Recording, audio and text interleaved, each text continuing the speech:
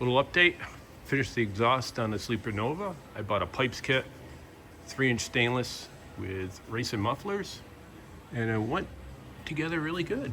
There were only 4 cuts, 2 at the beginning and 2 before the mufflers. It's gonna sound great.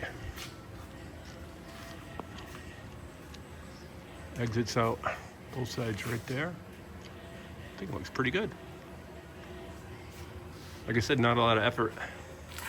It came out really good. All the clamps, hangers come with it. Didn't come with collectors. You had to get collectors. Also, I got the radiator all mounted yesterday. So that's all set. Just got to put the lower radiator hose in the transmission lines. I got them on, but I don't like the way they look. I just couldn't get them to fit. They're factory type. I don't know what was going on. I don't know if they sent me one wrong one, but one seemed to be too long, but I was able to bend it around and get it in. Probably gonna play with that a little bit more, but yeah, that's it. We'll update the Nova. Hope you liked the video.